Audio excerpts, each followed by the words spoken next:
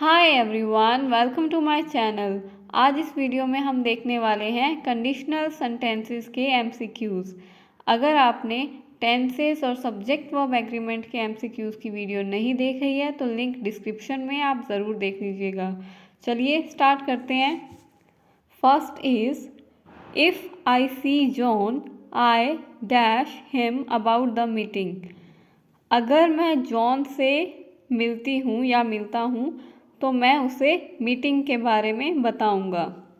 ठीक है, तो देखिए कंडीशनल सेंटेंसेस में 4 कंडीशंस होती हैं, एक जीरो टाइप, एक वन और एक सेकंड कंडीशन और एक थर्ड कंडीशन। ये है फर्स्ट कंडीशन। फर्स्ट कंडीशन में क्या होता है, इफ़ वाले क्लोज में फर्स्ट फॉर्म दी होती है, यानी कि प्रेजेंट टेंस दिया होता है, सिंपल प्रेजेंट। तो अगर इफ़ वाले क्लोज में सिंपल प्रेजेंट यानी कि वर्ब की फर्स्ट फॉर्म या फर्स्ट फॉर्म में एस या ई एस दी हो तो जो दूसरा क्लोज होता है उसमें सिंपल फ्यूचर यानी कि विल प्लस वर्ब की फर्स्ट फॉर्म लगती है। तो ये हो जाएगा will tell. If I see John I will tell him about the meeting. Next question is if she dash harder she would pass the exam. ये सेकंड कंडीशन है। Second condition में क्या होता है, दो क्लोज होते हैं, जैसे एक इफ़ वाला है और एक दूसरा। तो इफ़ वाले में सेकंड फॉर्म आती होती है और जो दूसरा क्लोज है उसमें आता है वुड के साथ फर्स्ट फॉर्म। तो आपसे कोई भी क्वेश्चन पूछा जा सकता है, ये ब्लैंक दे के यहाँ पूछा जा सकता है और ये बता के यहाँ ब्लैंक दे के पूछा जा सकता है। तो देखिए if she studied, second form आएगी इसमें।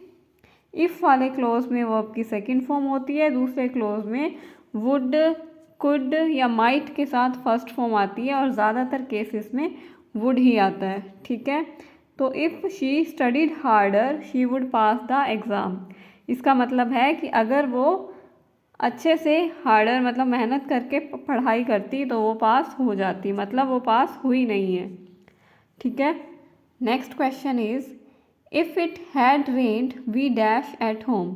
अब ये थर्ड कंडीशन है। थर्ड कंडीशन में क्या होता है, इफ़ वाले क्लोज में हैड थर्ड फॉर्म दी होती है और दूसरे क्लोज में वुड हैव, कुड हैव या माइट हैव V3 लगती है। ठीक है, ज़्यादातर केसेस में वुड ही लगता है। तो if it had rained we would have stayed at home.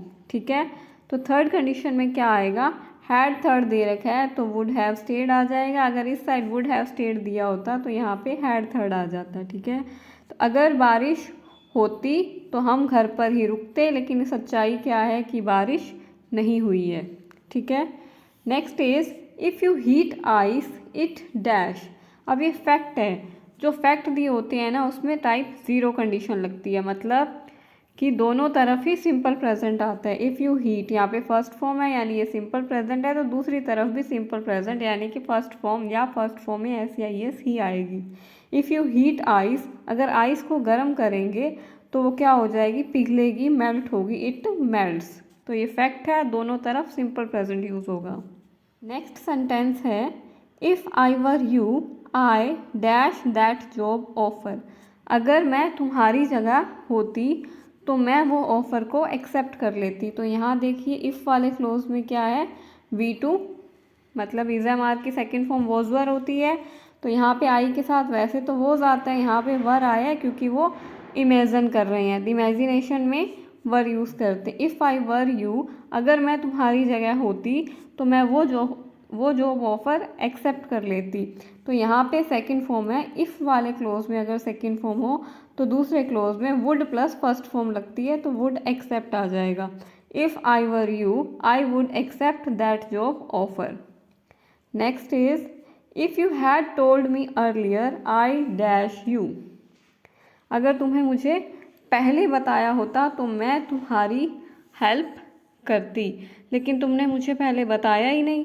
ठीक है, तो जब बताया नहीं तब ये लाइन बोली जाती है। तो if you had told me earlier, अब यहाँ पे हैड के साथ V3 है, तो अगर एक क्लोज में हैड के साथ V3 हो तो सेकंड क्लोज में क्या आता है, वुड हैव हेल्प्ड। ठीक है, वुड हैव V3 आता है तो वुड हैव हेल्प्ड आ जाएगा। Next is if I dash enough money I will buy a new laptop. अब यहाँ पे देखिए इफ़ वाले क्लोज में ब्लैंक दे रखा है, दूसरे में क्या दिया है, विल बाय यानी सिंपल फ्यूचर।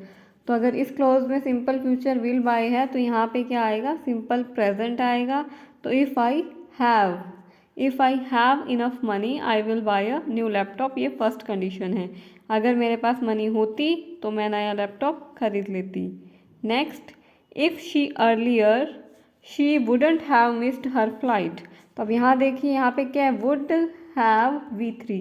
तो अगर एक क्लोज में वुड हैव V3 है तो इफ़ वाले क्लोज में क्या आ जाएगा, हैड V3। तो आ जाएगा had left. If she had left earlier she wouldn't have missed her flight. Next is if we had more time we dash more places. अगर हमारे पास और टाइम होता तो हम और प्लेसेस विजिट करते, लेकिन टाइम नहीं था। ठीक है, तो यहाँ पे क्या है, सेकंड फॉर्म दे रखी है। अगर इफ़ वाले क्लोज में सेकंड फॉर्म हो तो वी वाले क्लोज सेकंड क्लोज में क्या आएगा, वुड फर्स्ट फॉर्म, तो वुड विजिट हो जाएगा। If we had more time we would visit more places. Next is if the weather is nice tomorrow we dash a picnic. अगर कल weather अच्छा होता है तो हम क्या करेंगे, पिकनिक पे जाएंगे। ठीक है, तो यहाँ पे क्या, वेदर इज़ नाइस टुमारो, ये कौन सा टेंस है, ये सिंपल प्रेजेंट टेंस है। तो अगर सिंपल प्रेजेंट टेंस है तो यहाँ पे सिंपल फ्यूचर टेंस आएगा, यानी कि will plus first form. If the weather is nice tomorrow we will have a picnic.